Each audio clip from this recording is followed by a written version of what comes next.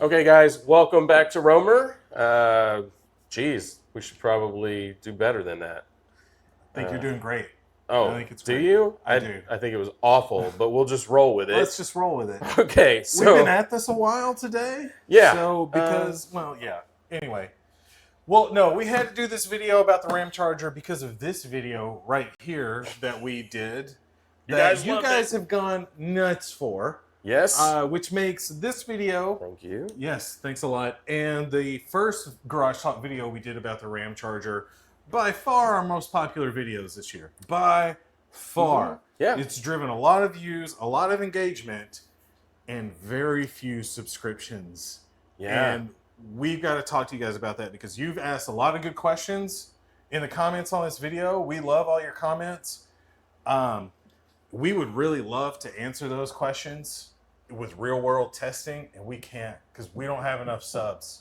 We need you. We need you. We have great relationships with Ram reps and We do. Stellantis reps. Yep. They would really like to give us early access to They these need cars. eyeballs. We have to have subs to be able to do that. So really going forward, we're going to talk about it a lot in this video. We're going to talk about it a lot in subsequent videos. We are going to be doing the full court press on subs. Please subscribe to the channel. Please do. We're extremely interested in Ramcharger, but we have been caught off guard just how interested you guys are, to be honest. You're matching our excitement and our anticipation for the product, which is great. And we've given that feedback back to Stellantis and the contacts that we have. We said, look, you know, we're producing this content, and even for a 4-minute video that's just walking around on the chassis, we're talking about thousands of views and hundreds of comments.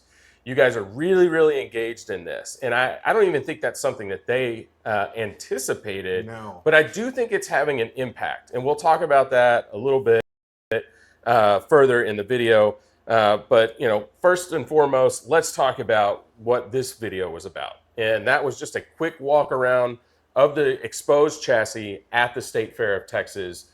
And we got to see a lot of cool things. We got to see the Pentastar V6. We got to see the battery layout, air suspension, but Air tank. Yeah, and the air tank, which is front mounted, head of the Pentastar, which is great, really cool. But we kind of noticed something along the way as far as layout goes and what the implications might be for future products.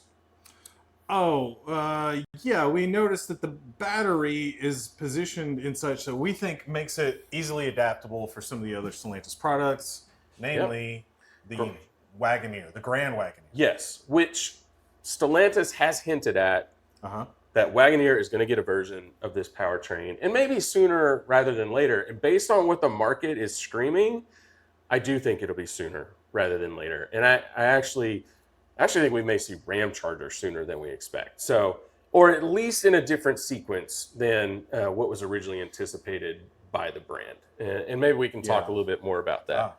There it is. There it is. There's the Grand Wagoneer. And we think it's just that the extended range series hybrid is a perfect powertrain for this type of product and for the way that people may want to actually use these types of vehicles. Long term, we know Wrangler is going to get a version of this in the next iteration, but we're probably about 3 years out from seeing what that's going to look like. And it'll be vastly different. I can't imagine it's going to be the Pentastar V6. It'll be a smaller battery. No. We'll see. Yeah. We will see. But yeah, so thanks for watching that video. You guys had a lot of really strong opinions one way or another just about what the product is. But overall, I would say very positive. People are looking to Ramcharger as their entryway into electrification, right? Because people do want trucks, they want larger vehicles, and they're interested. They are. And I think for some reason, the automotive journalist community, and maybe even the U.S. government, don't really seem to understand that. Yeah. They don't understand why this kind of application is so interesting to people and why it's going to be necessary to get people into the EV market. You know, I've thought a lot about that, and I think I understand why there was such a push from the top down towards electrification, because without it, I don't think you would see the the investment in the charging network across the country. I think if you kind of went with plug-in hybrids, I don't think you would see high-speed chargers going in at Bucky's gas station in 2024 up and down the nation's highways. That's kind of the only thing that points in that direction. You're probably right. I would argue that that's actually probably a good thing, and that investment would have been better served by more viable plug-in hybrids, and letting the end user more or less invest in your charging capability and getting EVs, because that's what these are in reality, despite the range extender in them, getting more of them on the road into the hands of the public. I agree with you. I think that's where the mentality was, is that in order to speed up adoption and really push electrification, you kind of had to go all in. I'm with you. I don't think it was the right approach. It would have been a hell of a lot better if we had really pushed plug-in hybrids and we'd really pushed for home charging, right? And even you don't even need level 2 charging for those types of vehicles. Based on the average user's daily driving, you could plug in a plug-in hybrid at home off of your regular home outlet and charge overnight, and probably, maybe. That's probably not fair either. Let's talk about plug-in hybrids for a second, because I've been shopping for them a while. You own one. Love it. Yeah. And it's not a plug-in hybrid. That's in correct. The way that people are seeing them. And it's like that I next love step. Plug-ins conceptually, I think we should have been pushing for them. And I get annoyed when I see journalists sort of bewildered at the application for them, and why would I do that if I want electrification, I would just get this. And then there are challenges with plug-in hybrids, right, that are a little strange, right? There's the one you have has an electric motor basically where the torque converter is. So the electric drive is going through the transmission traditionally, makes it a great off-roader. Lots of other plug-in hybrids on the market are like that, and that's a problem because, look, batteries are expensive, engines are expensive. You put both of them in the car in a way that actually gets you a lot of electric range, and the car can get kind of expensive. So a lot of them don't have very big batteries. They don't have a lot of electric horsepower, and that means the user experience isn't as electrified as you might like, right? There's a lot of whining about certain plug-in hybrids and how the electric engine comes on when you don't want, and all of this stuff, not realizing that combined the two units only have 300 horsepower. And if you're driving around and you select the pure EV button and you truly don't want the engine to come on without you saying so, that might actually be a bad situation for you. Because the electric motor's only got 50 horsepower, and if you need to take evasive action, the computer doesn't know that it's an emergency or not. Right. If you push the pedal all the way down and request all of the car's available horsepower, that computer's going to give it to you, and to do that, it needs the electric or the gas motor. That's not what this is. Yeah, so I'll give you a great example. So in the Jeep, it has the pure EV mode, and it's like driving around a pretty weak 4-cylinder engine if you really want to get on it. Okay, now for just stoplight to stoplight driving, it's really smooth and all that torque down low, and so 30 to 50 is not a dramatic event by any means, but man, 0 to 30 is great. And so it's this real usable power. But like you said, in emergency situations, if I had to floor it, I want that gas motor to kick on, and then I've got over 400 combined horsepower in the vehicle. It's actually the most one of the most powerful versions of the Wrangler that you can buy, between the horsepower and torque. So but most people just don't understand it. Now this sort of does solve that problem, right? Because this is an electric drivetrain. No matter what. Okay. And people get into arguments in Facebook comments and in our video comments on the Ramcharger about, well, technically X. Okay, technically the generator is providing the power. There's a lot of pedantic arguments about what it actually means to be connected to the wheels with the engine. Yeah, they just want to be right. Right. Like it really doesn't matter at the end of the day Yeah. because there is no mechanical link between that generator and the wheels in the Ramcharger and some of the other series hybrids, extended range hybrids that are coming to market. Right. That doesn't exist. Generator is pumping electrons into that battery. Okay, so it's charging the battery. The battery is connected to the electric drive motors and powering the wheel. Now, I will say, and this may be where some of the confusion has been coming from, right? It's because since launch, Ram has said, and the details are a little sketchy, but what they have said is that the Pentastar has the ability to send electricity directly to the wheels.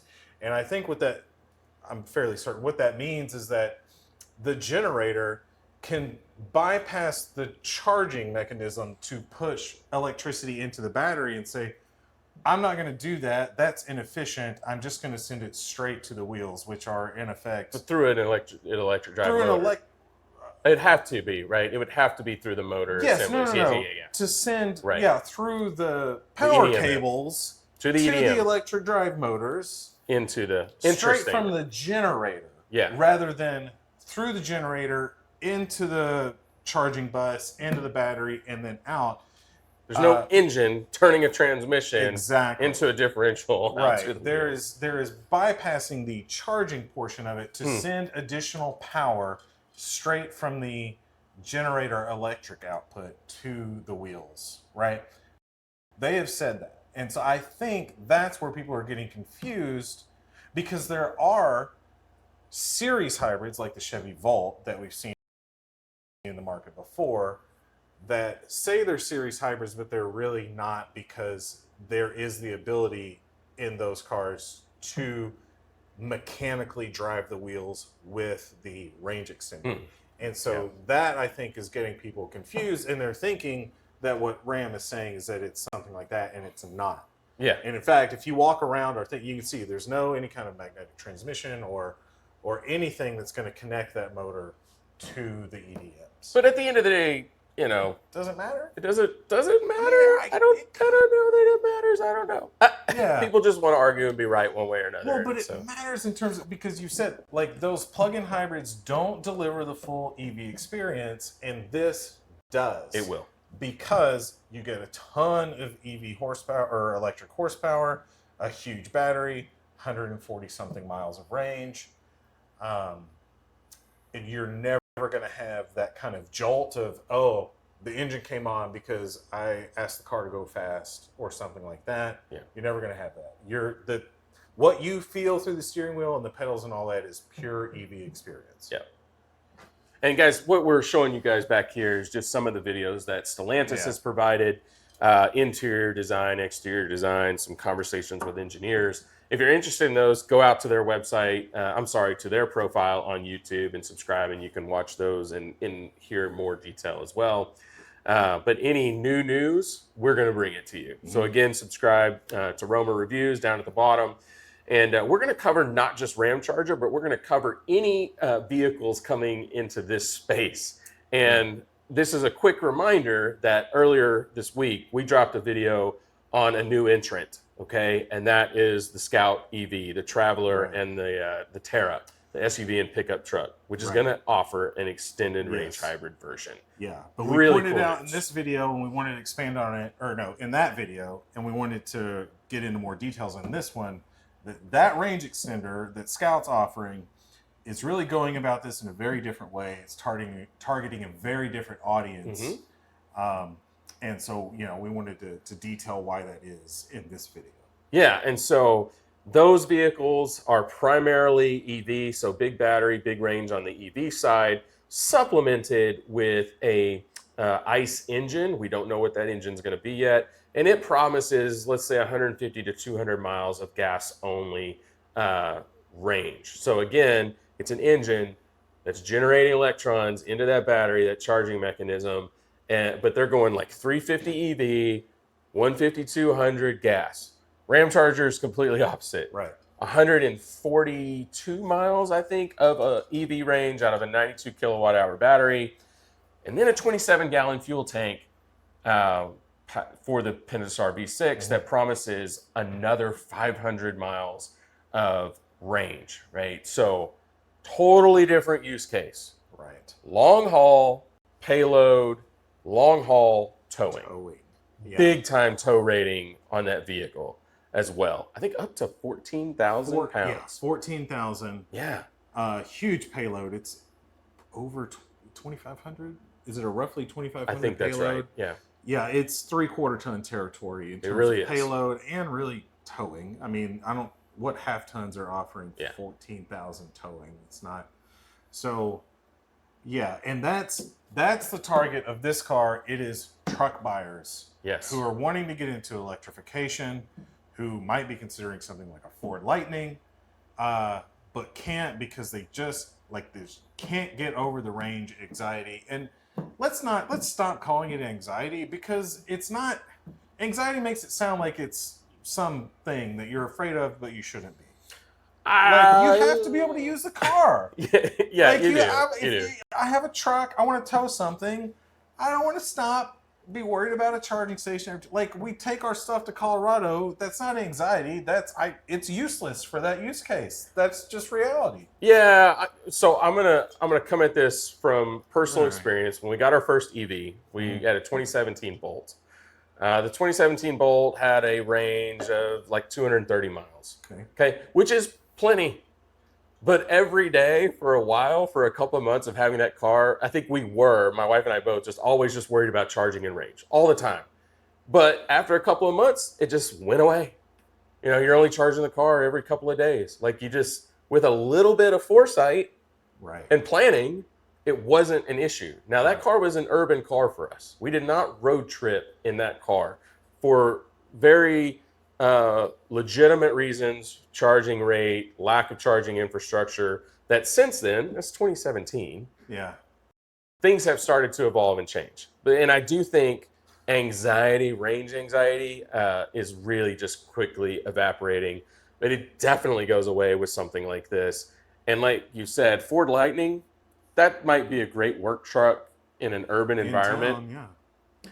This is a truck for people who need to use trucks and cover a lot of miles, tow trailers, make road trips. This is a game changer in that space. Yeah, because like we said, the Ford Lightning, you can't tow your boat to. Look, we live in Texas. There's state parks all over the place. Can't go to Lake Texoma and back. No, you can't. Yeah, which isn't that far away. It's not that far. It's about 100 miles. Lots of great places we'd like to visit that are at least 3-4 hours away. Yeah. Which means, towing a trailer, not at all going to happen. So, Ford Lightning, out of the question. In the question. Right. Yeah, that's the solution. But, okay, so you mentioned, I think it's a good point, like, long haul towing a lot? People are very skeptical about that, and I think for a very good reason. And that's what a lot of questions have come around. Yeah. I think, are they questioning the long haul towing, or are they questioning, you mean like the overall range, or do you think specifically some of the more extreme cases that they brought up? The more extreme cases, which are very extreme. And let's talk about the one that people keep coming back to in our comments. Right. And that is towing heavy load, 14,000 pounds. 14,000 pounds, and hitting a mountain pass. Okay, when the battery is at or near depletion. And they're saying, well, but that V6 isn't going to produce enough power to get up that grade and up and over the pass. Yeah, because what they're imagining is that they have no battery, therefore no electric power, and that now the generator is going to be the only thing sending power to the EDM. And a Pentastar V6 makes like 300 horsepower and less than that in torque. And that's not towing 14,000 pounds over a mountain pass. So, legitimate concern? Could be. We've seen a lot of people make a lot of assumptions and do their own calculations and come to slightly different conclusions. Some Yeah. say, oh, it'll do it. Some say it's not going to do it. To which we say, it doesn't really matter. You're not thinking about this correctly. Right. Okay. And the reality is that if with, like we said, just with range anxiety, a little bit of foresight, a little bit of planning, this is not a problem that you need to be worried about. First off, that use case, unless you just live in the mountains and you're driving up and down these things every single day, is not going to be a problem. And if that's you, I would probably look elsewhere. Go get you a diesel-powered, pickup truck, and that's what you're going to live with. This isn't for you. And hey, real quick, we'd love to test out that use case. We would love to take on that challenge for you. Please subscribe to the channel. Subscribe, please. Okay. Yeah. But so here's anyway. what you do, right? So if this is you and you've driven from Texas all the way to Colorado, or let's say New Mexico, and you're going to hit Raton Pass, and you're pretty far down from an electric standpoint, and you've been running off your generator for 200 miles, you got no battery, and you're about to hit it, you've put yourself in a bad situation. Right. Okay, so what you need to do is you need to hit the high-speed charger before the pass, or you go fill up that 27-gallon fuel tank and you run that generator for 30, 45 minutes, go get dinner, charge your battery, and then hit the pass. Hit the pass. And then on the way down, you're going to get all of that energy back. Just imagine how much regen you're going to get with a big old trailer pushing you from behind. Yeah. But in reality, yes, that's a solution, but really don't ever run yourself into this problem. Because Ram has thought of that. Well, and let's go back one second. You're right. I want to say something to what you just described, because okay, we know how much horsepower a Pentastar makes. What Ram has told us is that the generator powered by that Pentastar is going to put out 130 kilowatts. We know how big the battery is? 92 kilowatts. 92 kilowatts. Okay. So like you're saying, pull over for a second, run that generator for 30 minutes, and you're going to add what's the 65 kilowatts to your battery. So hours. Yeah, whatever. But even at highway speeds and the efficiency, even with a load, you could throw it into e-save mode and or the trailer mode, because there is one on Ramcharger. Yeah. And optimize the distribution from the generator, from actually, kind of powering the EDMs through the battery, but also charging them. It's going to ramp back up. You may lose a little bit of horsepower. You may just have to cruise at 70 out there on the flatlands, or at 65 or whatever it is, and charge up, ahead of those, passes. So there's different ways to manage this. I think there's valid questions about just how well it's going to manage that if you're towing up slight grades for however long. Mm-hmm. But I just don't think it's Ram has said there's tow mode that's going to prioritize charging the battery over small grades. I think it's going to be able to do that. And like you said, by the way, nobody's just going to come hook up a trailer to your truck without your knowledge while you're rolling down the freeway. You're hooking up the camper. You're going camping. You're towing whatever across the city. Make sure it's charged, and when you get in the car, hit tow mode so that it preserves the battery for you. And I just don't see this being a big problem. And if this is too much for you, just like we said, this probably isn't your truck. Yeah. This isn't your truck. That's okay. I mean, it's not for everybody. Yeah. We're going to have choices. I do think it's fair to say that this road trip scenario or whatever, where we're towing to, if you're doing that a lot and you don't want to mess with all this, fair. Or it's not as efficient to do that because you're using gas more. And especially when you're towing, you're going to get well under that 20 miles to the gallon that we think it should work out to under regular conditions. Fine. The trade-off is when you're at home, the other, 300 days a year, you're never having to use the gas engine. Yeah. Yeah, I was actually Even thinking to about tow that. stuff, you don't have to use the gas engine when you Right. know you're in town 50, 100 miles. I was actually thinking about that the other day. Like 99% of the time, I'd probably be running around with 2 or 3 gallons of gas in the tank. Yeah. Maybe a little bit more, okay, but I would keep it a quarter full Yeah. at any given time, unless I knew I was going to be, really cranking out some miles, just to save on the weight that you're carrying around and increase that efficiency. Mm-hmm. Now, you guys might notice back here, there's multiple vehicles being talked about. There's the battery electric, which is called the Ram Rev. Okay, they're highlighting both of these vehicles back and forth, and the Ramcharger, and that's kind of where I wanted to go next. So the Ram Rev, pure battery electric, is supposed to be out in Q4. With Ramcharger coming out sometime in 2025, supposedly early 2025, we've heard very little about the Rev. Maybe even less than Ramcharger recently. And there's some background noise with all that's going on in Stellantis and sort of rethinking product and product sequencing. They may kick Rev out into 2025, and we may get Ramcharger first. That's some rumors, and honestly, it would make a hell of a lot of sense to me.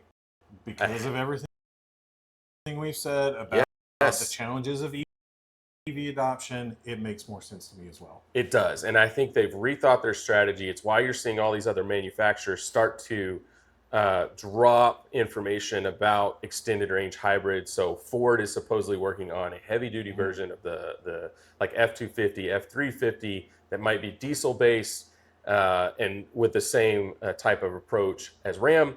And then we know General Motors did something really cool here recently. They dropped a military special ops truck, which is powered off a Duramax diesel. As a generator. Right. But is a true series hybrid like the Ramcharger, which is an application we didn't know we needed or wanted, but now immediately we were like, oh, that's awesome. You guys can roll up.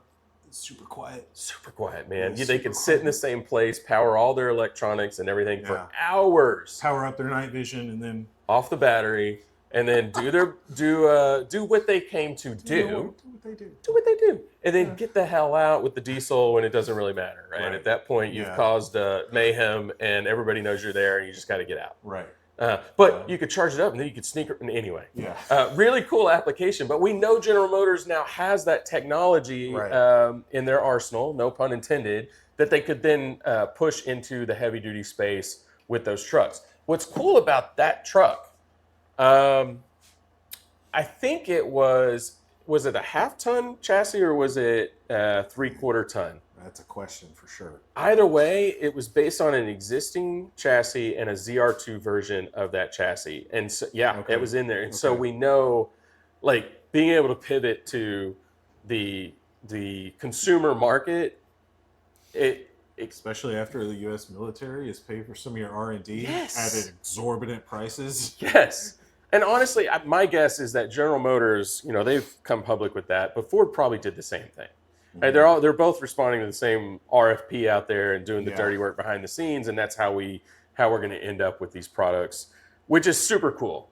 And then we talked about the Scout as well, making their announcement, although a pretty radical departure from just use case and philosophy. And we don't know what motor they're using for their range extender, but. Oh, on the Scout. On the Scout. We don't know. But we did speculate, and you should go watch that video. Yes. We did well over an hour on all the cool features of Scout, Traveler, and Terra. I always have to, and Harvester. Harvester is the extended range hybrid version of that. So, yeah. So that's timing. Like, we actually think we may see. We're hearing media drives for the Ramcharger are supposed to happen sometime in the February timeframe. Mm-hmm. All of this could get pushed out with all the mess that Stellantis is doing. They're going through some tougher times. They're reorienting, production plans and where things are going to be and sequencing. But I think this product is really, really important to their strategy. And one of the engineers program managers that we talked to at the last media event said, absolutely 2025 for Ramcharger. Absolutely. That is happening. He said nothing about the battery electric. He did. Yeah, it's weird. So And we'll see. speaking of, I mean, like you said, that came from a product rep at an event. We've seen a lot of comments about Not a product rep, Ram like a program manager, right? RHO was really his baby that he was talking to us about. Yeah. So. I've seen some of you being like, "Well, I went and talked to my Ram dealer, and they sort of like, oh, who knows? Listen, guys, you should not talk to a dealer if at all possible ever anyway about anything. But if you're asking them about a future product, particularly an electric one, that is not in their pipeline, they aren't going to know anything. And if they do, they just plain don't want to talk to you. No, they don't. Because you're interested in a product that they are not going to see for months, and that's not going to feed their family, and they're going to be kind of jerks about it. Yeah. So that's just my advice to you. You should come here to this channel, right? You should be a repeat customer of what we're doing, because we are all over this. I'm probably running through all the different websites, almost every other day. I'm checking forums, I'm checking news feeds, kind of obsessed about it. Kind of blowing up my phone with stuff. Yeah, sending you stuff at 4 a.m. Check this out. Yeah, because this is what we're interested in. This is the type of stuff that we love to cover. And I mean, Ramcharger is going to be a big focus product for us for a really long time. And we should say they're highlighting, I don't know if this is the tungsten, but hopefully Ramcharger has a tungsten trim, because we spent some real hands-on time in one recently at the event we were talking about. And it's awesome. It is really nice. Yeah. They are upping their game from a materials and quality standpoint inside. And really enjoy driving the new Hurricane engines as well. For sure, but once you get used to driving an electric vehicle and going back to anything ICE, unless it's super premium and super smooth, you're going to want that EV powertrain back. We've definitely experienced that in our house. My wife's hitting me up all the time for another EV, and she's got a super smooth classic Lexus V8 that is seamless. That she drives around every day, but she still misses that instant torque and drivability around town of an EV. So, hey, is there anything else you want to say about the Ramcharger, or is it probably a good place to wrap it up? It might be. I mean, do you want to say anything about the Pentastar itself? I mean, there's sort of been some comments about that in our videos. Just about concerns about it, like, why did they pick something that big? I've seen some reliability comments about it, which I think are a little bit silly. It's not a perfect engine, but I think it's probably by far their most reliable engine in the Dodge Ram umbrella. And we're convinced they have warehouses full of them somewhere that they don't even know about. Like just like every month somebody runs the numbers in there. I found another 50,000 Pentastars in Illinois. Yeah. Well, it's funny you said that people say that it's too big, and then you got a whole other crowd that says it's not enough. It's not enough to get me over a mountain. So everything's a compromise, and I think if to hit the towing numbers they're talking about, I just don't think there was another choice. People talking about diesels, but then the problems with the the most recent Dodge, whatever diesel. I don't think they have a good option. I don't think Stellantis has a good option there.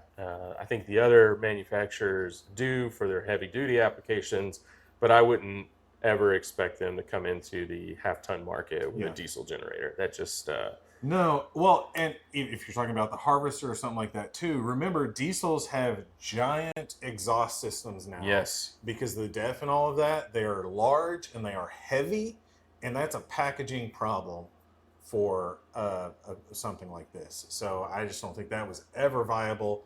And then, turbos and the extra cooling and extra stuff that comes along with them, that's a packaging problem. I just think they had a ton of them. They're pretty reliable. It can meet the power demands. They know how to package it, and it was the easiest choice. Yeah. You're back on the screen again, doing your Ram chassis tour. You're so good on there camera. Pentastar. There it is. And look right here, tiny exhaust system. There's your air compressor for your air suspension, 4-corner. Okay. Really slick setup. Got your charge port on the other side of the Pentastar. There's your battery. Okay, back here. Not nearly as It doesn't take up nearly as much room as you might think it does. Nope. So just taking a look down there. And we're getting, and we talked about this with the Scout, but that's a solid axle rear, right? Or is it? No, it's independent. No, it's independent. Yeah, see, it's I independent. forgot, look at the arms. Yeah, with a huge drive motor back there.